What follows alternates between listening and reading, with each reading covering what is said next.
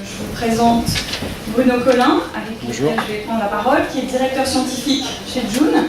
Et je suis Laurence Buchier, en charge du département services mobilité, également chez June Marketing. Le digital augmenté, de quoi s'agit-il? En fait, c'est un petit clin d'œil, puisque vous allez découvrir au gré de cette présentation un twist, dans la mesure où nous sommes partis de l'intelligence artificielle, à laquelle nous avons associé l'intelligence humaine. Donc une vision inversée par rapport à celle que l'on peut avoir d'ordinaire. Et quelques mots également pour finir sur June Marketing, qui est une agence marketing comme son nom l'indique, qui a pour particularité de croiser un certain nombre d'expertises, parmi lesquelles les études, quali comme quanti, et puis également le digital. Alors malheureusement nous avons perdu en cours de route notre spécialiste du digital chez June, qui est Jennifer Picard, qui n'a pas pu se joindre à nous ce matin. Donc on a effectivement, je vous disais, des études, le digital, le planning stratégique, l'innovation, et puis par ailleurs d'autres expertises que nous allons chercher au gré des sujets de réflexion de nos sujets auxquels nous répondons pour nos clients.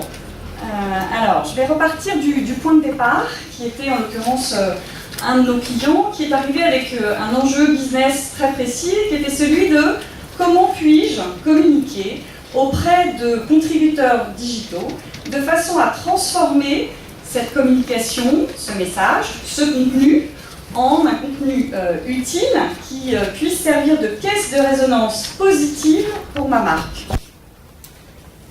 Et face à cette question-là, effectivement, se pose aussi la question une question qui est très générale, une question d'étude. Comment mieux connaître mes contributeurs digitaux, et puis surtout, au-delà de ça, comment les engager, in fine, dans une communauté d'ambassadeurs.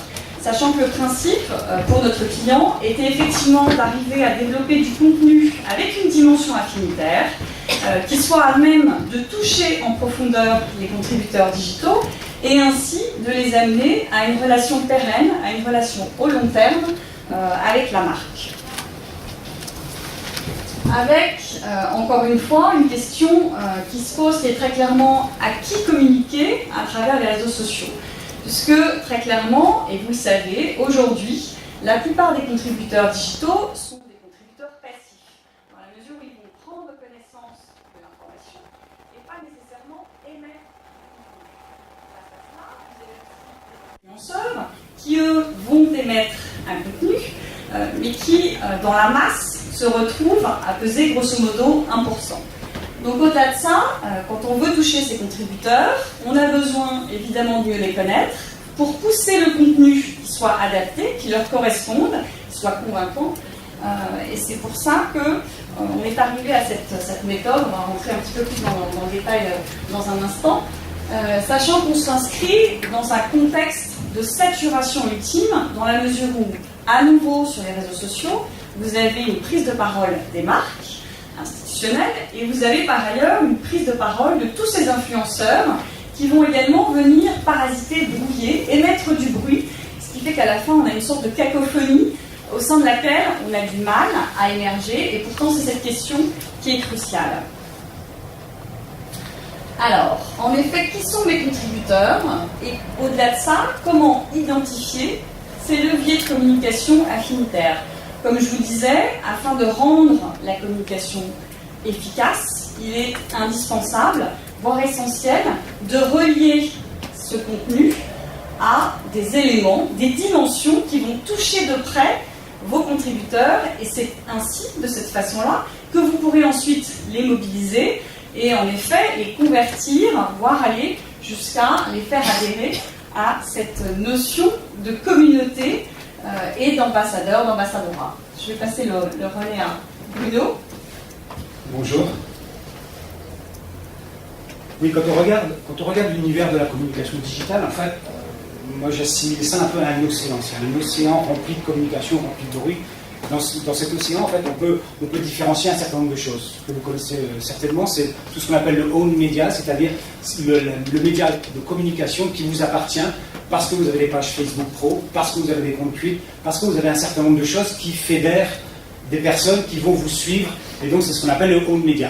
Mais ça ne suffit pas, parce que comme le disait Laurence tout à l'heure, en fait c'est une partie de la communication qui est très petite. C'est peut-être 1% des personnes qui communiquent sur votre marque, et c'est pas suffisant pour nous, pour mieux comprendre et pour mener un programme qui soit vraiment de long terme. Si on regarde par contre toutes les données, les autres données dont on dispose, ce qu'on peut appeler là ici le earned media, c'est-à-dire tout ce qui par ricochet vous appartient, ce qui fait le bruit de la communication, en fait généralement c'est un bruit que l'on connaît très peu, qu'on ne connaît pas vraiment bien. Donc c'est tout ce qu'on peut récupérer via les outils de social media listening classiques. Donc quand on va mesurer des unités de bruit médiatique, quand on va mesurer via des outils de veille, via des outils comme Digimind, via des outils comme Reaperly, en fait vous avez une masse de communication qui est très importante, très on va dire énorme, mais là-dedans elle est très peu qualifiée. En fait vous avez très peu d'informations, c'est-à-dire vous avez uniquement l'information que les gens ont bien voulu laisser à un moment ou à un autre, sans vraiment que ça soit forcément utile. Or ce qui nous intéresse c'est vraiment de comprendre cette population et de savoir comment bien la travailler pour vraiment la mettre en affinité avec notre marque, pour ensuite en construire un programme d'ambassadeur. Donc en fait, comment enrichir les données de social media listening? Donc il peut y avoir différentes techniques. Généralement les statistiques, on a déjà vu un certain nombre d'approches qui disaient ok, c'est pas très compliqué, on va faire d'un côté un petit échantillon à parier, on va poser des questions socio-démo, des questions d'affinité, et puis on va essayer de matcher, de fusionner les données et d'avoir une approche relativement macro qui va nous permettre de comprendre un tout petit peu mieux ce qui se passe. Ça ne nous intéresse pas parce que c'est pas assez précis. Nous, ce qui nous intéresse, c'est d'aller chercher les personnes une par une, de les enrichir à la fois avec les questions qu'on aura pu leur poser, donc faire du questioning, qu'on va rajouter à tout ce qu'on appelle listening, c'est-à-dire ce que les gens ont posté spontanément, et avec cette fusion de deux données, au niveau individuel, au niveau macro, arriver à construire un programme qui soit le plus pertinent possible. Ce qui est important là, c'est vraiment la pertinence de l'information et la confiance qu'on va donner à l'information que l'on collecte. Donc, en fait, ce qu'on a fait, on a fait une méthodologie totalement hybride, c'est-à-dire qu'on a travaillé avec le monde digital et avec tous les outils que vous connaissez, les outils de SML, les outils de traitement automatique du langage, les outils de scrapping, enfin donc tout ce qui est donné, qui appartient à ce monde de communication digitale, et le monde plus traditionnel, qui est le monde de l'enquête, le monde de l'étude, que vous connaissez certainement, avec des outils de questionnement, avec des outils qui permettent d'avoir un peu d'interrogation. Donc on a vraiment fait un protocole en 4 phases qui va nous permettre justement d'enrichir tout cet univers avec toute une panoplie d'outils qui sont à notre disposition actuellement. Ce qui est intéressant dans cette approche, c'est qu'en fait, autour de la table, on a mis l'intégralité des départements de l'entreprise qui se sentaient concernés par cette approche. Généralement, on a des approches très silotées. On fait des études, on a en face de nous des départements études. On fait un peu de com, on va avoir l'agence. On ne va pas forcément avoir les départements digitaux. On ne va pas forcément avoir les départements de communication. Ici, ce qui était intéressant, ce qui nous apportait, c'est d'avoir tout le monde autour de la table, autour d'un seul but unique, c'est qui sont mes contributeurs, quelles sont les affinités qui font qu'ils réagissent face à ma marque, et comment les introduire après dans un programme long terme, dans un programme d'ambassadeur. Sachant qu'en l'occurrence, on avait autour de la table effectivement les études, le digital, la communication institutionnelle et également l'agence digitale. Donc on était 5 parties prenantes à collaborer et avancer ensemble, puisque vous le verrez par la suite, on a rencontré un certain nombre d'embûches qu'il nous a fallu contourner. Oui, c'était un tout petit peu rock'n'roll parce que les départements n'ont pas forcément le même timing. Les gens qui ont l'habitude de faire des études, je veux une enquête, je veux un échantillon, et je veux des réponses et je veux une présentation quelques semaines après. La communication n'a pas forcément le même timing. Donc il fallait réussir à mettre autour de la table toutes les parties prenantes pour arriver à faire quelque chose qui tienne là. Donc vous voyez 4 phases qu'on va détailler tout à l'heure. Donc comment constituer un échantillon. Là encore, c'était quelque chose d'un peu sympathique à mettre en place. Comment faire un questionnement à des gens issus d'un monde digital. Comment comprendre les leviers de communication, comment les faire participer à une relation, comment mieux les appréhender pour ensuite les amener vers un programme long terme. L'échantillon. L'échantillon, ça c'était la partie la plus, on va dire, la plus touchy de l'affaire. En fait, comme je vous disais tout à l'heure, le monde digital, pour moi, c'est un vaste océan avec plein de bancs de poissons. Il y a des bancs de poissons, et à la tête de ces bancs de poissons, il y a les leaders qui vont driver un peu le poisson. Et puis derrière, il y a tous les gens qui suivent les contributeurs, mais qui n'apportent pas forcément quelque chose à ce monde digital. Donc pour faire l'échantillon, ce qu'on s'est dit, on va prendre une grande épuisette, on va prendre un grand filet, et on va en tirer plein de gens. Et dans ces gens, il y a de tout. Il y a des professionnels de la communication, il y a des gens qui sont partie prenante dans l'entreprise, il y a des professionnels, il y a des journalistes, ce genre de choses. Ça nous intéressait moyennement. Nous, ce qu'il nous fallait, c'était vraiment aller chercher le petit poisson qui est en affinité, ou qui peut être en affinité avec la marque, qui contribue de temps en temps pour arriver à ce petit poisson, à lui délivrer un message. Donc c'est ce qu'on a fait. Donc on a récupérer beaucoup de gens, et un par un, on allait regarder sur leurs profils digitaux. Celui-là, c'est un journaliste, je ne le prends pas. Celui-là, c'est une vraie personne qui communique de temps en temps, je vais le sélectionner. Et donc, comme ça, un par un, on allait les chercher. Ce que l'on a fait également, parce qu'on ne peut pas non plus être totalement biaisé, même si on ne peut pas faire de la représentativité, en fait, on a pris sur une période de temps relativement longue ce grand réservoir, et ensuite, on a cherché des moments de communication liés à la marque, parce qu'on sait que la marque a eu des événements dans l'année passée, et on s'est dit, on va aller sélectionner au fur et à mesure de ces événements des personnes qui ont parlé de la marque. Et donc, c'est comme ça que l'on a constitué l'échantillon. Et on est arrivé, in fine, à 1000 personnes, donc, qui étaient vraiment des personnes qui ont communiqué un jour ou l'autre sur la marque. Mais bien évidemment, ces personnes ne se savent pas, entre guillemets, surveiller. Donc, ce qu'il fallait faire, c'est essayer de les amorcer. Donc, comme on va faire une petite pêche à la mouche, leur mettre un petit signal qui leur dit « Coucou, est-ce que tu ne voudrais pas venir collaborer avec nous ?» Donc, c'était vraiment du travail microscopique, de la pêche à la mouche. Et pour les attirer, il fallait mettre un petit message très court, qui soit un peu pertinent et qui fasse réagir les gens, avec un tout petit lien court, pour les faire en fait venir d'un monde totalement digital, d'un monde d'écoute, à un monde de questionnaire. Donc là, on a pas mal travaillé, on a testé pas mal de formules pour justement arriver avec 2 phrases très courtes. Bonjour, avec très ciblé, avec le hâte quelqu'un, la petite phrase courte, un petit lien court, pour les apporter chez nous dans un univers que l'on maîtrise un peu mieux, qui est un univers de questionnement. La première chose que l'on peut, ou le premier message que l'on peut vous délivrer, c'est que ça marche. Donc on a vraiment réussi, avec cette passerelle, à faire migrer les gens d'un monde digital à un monde plus standard d'interrogation. Donc ça, c'est un premier élément. Deuxième élément, c'est que le taux de transformation, entre guillemets, on ne savait pas combien de personnes allaient réagir. Parce que quand on est dans un monde digital et quand on ne sait pas a priori que l'on va être amené à participer à quelque chose, on pouvait se dire, est-ce qu'on va avoir 50%, 10%, 3%? Personne. En fait, on a un taux de remontée ou un taux de transformation qui est relativement proche d'un taux d'études standard quand on balance un grand échantillon et quand on dit merci de me répondre. Donc là, c'était déjà satisfaisant. Donc les gens sont vraiment arrivés dans cet univers qui nous intéressait. Nous, on pouvait leur poser des questions. Là, il y avait quand même un certain nombre de règles à respecter, parce que c'était des personnes issues d'un monde digital. Il fallait, quand on les amène quelque part ailleurs, là où on connaissait, il fallait quand même respecter des règles digitales. C'est-à-dire que si on allait échanger et participer avec eux, il fallait de toute façon qu'on puisse le faire via la plateforme, le device qu'ils avaient l'habitude d'utiliser. Quelqu'un qui utilise à 100% un smartphone, il fallait, avec le hook, qu'on puisse l'amener vers quelque chose qui soit effectivement hébergeable vers un smartphone ou vers un PC. Donc là, on a respecté toutes les règles digitales de manière à avoir des outils totalement agnostiques en termes de support pour pouvoir échanger avec eux. Et c'est ce qu'on a fait donc dans cette partie de questionnement. Ce qu'il faut dire également, c'est que la première page d'accueil, c'était une page où on décrivait le processus. Parce que les gens, a priori, ne savaient pas qu'ils allaient être interrogés sur telle et telle entreprise. Donc il fallait les rassurer. On leur a également demandé, parce qu'on tient également à être, vous avez tous entendu parler des RGPD ou des GDPR, on avait une première page explicative pour leur dire, vous venez d'un monde digital, mais on va faire bien attention à toutes les données que l'on va collecter, soyez assurés de l'anonymat, et donc il y avait un double opt-in. Donc on était vraiment tout à fait réglementaire par rapport aux nouvelles législations qui allaient sortir. Le questionnaire, en fait, il est arrivé sur une plateforme qu'on a l'habitude d'utiliser chez June pour gérer les communautés. C'est une plateforme propriétaire qui s'appelle Recollective, donc c'est un outil canadien qui permet de façon très sympathique et très ludique de poser un certain nombre de questions, que ce soit des questions fermées, ou de type j'ai une liste et puis je choisis une option, ou de type ouvert avec des questions ouvertes. Parce que ce qui nous intéressait, c'était de poser des questions qui nous permettaient, un, de valider les données que l'on avait collectées sur un monde digital, et deux, de l'approfondir avec des thématiques qui étaient en liaison avec le but de l'étude. C'est-à-dire tous les leviers affinitaires qui nous permettaient de mieux comprendre les gens, comment ils réagissaient par rapport à l'entreprise, pour ensuite aller les travailler et les amener vers quelque chose de plus long terme. Donc le questionnaire, il était très sympa parce qu'il fallait quelque chose de très ludique. On ne pouvait pas se permettre de poser des dizaines et des dizaines de questions, mais vraiment des questions pertinentes. Bien évidemment, ce questionnaire, on peut l'adapter à tout type de problématique.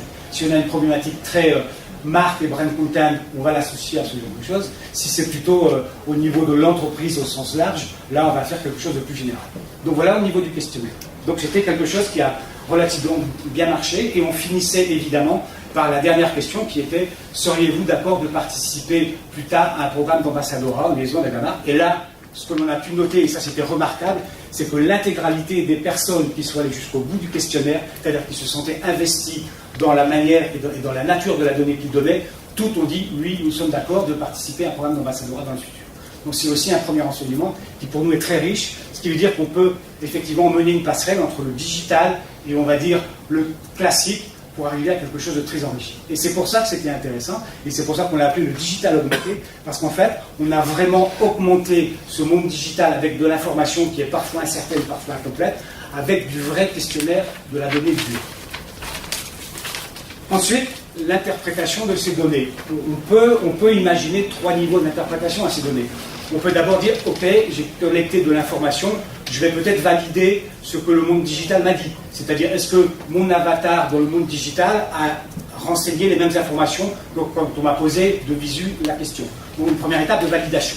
Ce n'était pas le but du sujet. Le deuxième but, c'était vraiment de décrire cette population, de décrire en termes d'affinité, de décrire en termes sociodémos, de comprendre ce qui faisait vibrer et ce qui passionnait les personnes donc dans l'interrogation que l'on a menée. Donc de faire ce que l'on appelle des personas, c'est-à-dire des personnes qui sont regroupées autour d'un certain nombre de thèmes affinitaires et qui sont très proches en termes de perception et en termes d'ambiance par rapport à la marque.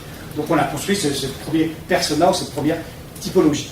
On aurait même pu aller plus loin, mais bon ça c'est une autre étape, on aurait même pu mettre un peu plus de statistiques encore plus explicatives pour voir si par exemple on arrivait avec quelques triggers à expliquer le pourquoi de l'affinité positive avec la marque. Ça c'est une autre étape, mais vous voyez avec ce set de données très large, à la fois digital et plus classique de questionnaire, on peut aller très très loin dans la compréhension et dans l'explication d'un phénomène d'une marque, d'une société, d'une entreprise. Sachant que l'objectif de ces personas, pour revenir à la question de départ, qui était comment communiquer, était bien de définir avec notre client les leviers de communication en direction de chacun de ses profils. Et ainsi de nourrir le contenu et puis d'affiner le plus possible de façon à ce que ça touche au cœur chacun de ses profils définis. Exactement. Et donc pour finir, donc programme d'ambassadora, donc c'était la fameuse dernière question que l'on a posée. Comme je vous le disais tout à l'heure, on a eu un taux d'acceptation qui est très important. Et donc la suite de l'aventure, c'est d'amener ces gens dans un programme long terme où ils vont être chouchoutés, où ils vont échanger avec la marque va leur donner des informations et donc transformer cette caisse de résonance en quelque chose de beaucoup plus important et d'en faire vraiment des ambassadeurs de la marque. Donc en fait le but était, j'ai des contributeurs, j'ai des influenceurs, comment cette population, je peux encore mieux communiquer avec elle sur le long terme pour en faire des vrais ambassadeurs de ma marque et ainsi faire l'ultime qui est, au travers d'une population que je ne connaissais pas a priori, j'arrive à transformer positivement et à augmenter ma caisse de résonance dans le temps et de la travailler sur un programme long terme. Donc en guise de conclusion, je redonne le micro à Laurence parce que je suis totalement incapable de faire cette belle figure, toi peut-être. Certainement, mais pas aujourd'hui. Alors, pour conclure cette intervention et clore notre propos, effectivement, cette approche qui, à nos yeux, est inédite, qui n'a jamais, jusqu'à aujourd'hui, été conduite, permet à la fois de réconcilier cette phase de web listening et a fortiori d'intelligence artificielle avec celle du questioning et donc de l'intelligence humaine, sachant que le champ des possibles et des applications est absolument infini. Donc en effet, on a développé cette approche au service d'une problématique de marque institutionnelle. Ensuite, elle peut s'appliquer quel que soit le champ de votre réflexion, a fortiori digitale. Au-delà de ça, ça peut toucher tout type de sujet. Sachant que ça reste expérimental, donc on vous le disait, lors de ces différentes étapes, et notamment après la constitution d'échantillons, on a parfois rencontré quelques surprises, surtout au moment où il a fallu donc pousser ces invitations et arriver à être en contact avec les contributeurs. Et à chaque fois, il nous a fallu réfléchir avec en particulier l'agence digitale pour trouver des solutions et contourner ces biais techniques, puisqu'il s'agit bien de biais techniques, et qu'ensuite on arrive jusqu'au bout de l'exercice, à savoir toucher les bonnes personnes au bon moment. Donc on vous le montre, c'est parfaitement calibrable, complètement souple. Là on avait un échantillon de 1000 personnes, qui est déjà un gros échantillon. Ça peut évidemment être plus réduit, ça dépend aussi de l'envergure du sujet comme de la marque. Et parfaitement opérationnel, puisque là en l'occurrence on a livré des personas afin de nourrir cet objectif de communication. Ça peut aussi se prêter à d'autres types de sujets, la balle étant dans votre camp aujourd'hui. Merci à tous. Est-ce que vous avez des questions ? J'ai pas compris comment vous passiez au moment de la constitution de l'échantillon, comment vous avez sélectionné. Vous dites à partir de la qualification au fait qu'ils étaient communiqués. Et donc, comment ils étaient qualifiés? C'est là où... En fait, par exemple, vous dites qu'il était journaliste, ok, donc vous l'avez su comment, il le dit à un moment dans ses quand on va utiliser des outils de veille sociale, il y en a un certain nombre dans l'industrie, de Reperly, en passant par GDMine ou autre. En fait, généralement, quand on extrait l'information, l'information est toujours un tout petit peu qualifiée. C'est-à-dire que généralement, les personnes laissent parfois le plus souvent leur profession, le plus souvent leur secteur d'activité. Donc on arrive assez facilement à différencier le vrai professionnel du public normal, moyen, qui n'a pas d'intérêt à proprement parler avec la société. Donc c'est un travail totalement manuel. Donc on extrait des grandes listes, on va regarder. Quand on n'a pas d'information, on ne sait pas. Donc dans le doute, on ne l'apprend pas. Mais quand on a l'information qui est qualifiée, on dit ok, on enlève. Sachant que là aussi, on a eu un travail avec la société en question. La société en question connaît parfaitement bien ces influenceurs, on va dire professionnels entre guillemets. Donc la société était capable de nous dire, dans cette liste de 500 noms, de 1000 noms, de 2000 noms, merci d'enlever celui-là, celui-là, celui-là, on les connaît et on sait que. Donc c'est un travail vraiment de nettoyage à la main. Parce que de toute façon, on n'est pas totalement anonyme dans un monde digital. Quelque part, on va pouvoir faire un pontage entre une communication Twitter, une communication Facebook, une communication sur une page. Quelque part, à un moment ou à un autre, on laisse une information. Et cette information, on peut la récupérer avec ce genre d'outils. C'est là où c'est intéressant. Et donc, ce que n'a pas dit Laurence, on a à peu près testé, à peu près tous les outils qui existent sur la place du marché en termes de ou media listening ou même de publishing, c'est-à-dire de pousser l'information. Donc on peut à peu près travailler avec votre environnement technique personnel, à vous ou à celui de votre agence. Donc on arrive à dealer à peu près avec tout type de solution. Mais c'est un vrai travail de fourmi, très précis, très pointu, mais le résultat final donne des choses très intéressantes. C'est super intéressant parce que quand on a un bruit médiatique qui est gigantesque, en fait, on ne sait pas trop ce qu'il y a dedans, on n'arrive pas à le qualifier. Ne serait-ce que cette première partie de qualification est déjà très importante. Ça permet d'avoir plus un petit 360 des personnes et de mieux comprendre comment elles sont, pourquoi elles réagissent, avec quoi elles sont en intimité. Et donc on découvre plein de choses super intéressantes. Et c'est ça qui est fascinant. Et même, on pouvait se poser la question, parce qu'on a fait, de valider un peu les deux informations. Est-ce que, entre guillemets, mon avatar digital, il est bien la personne que moi je suis dans la vie normale?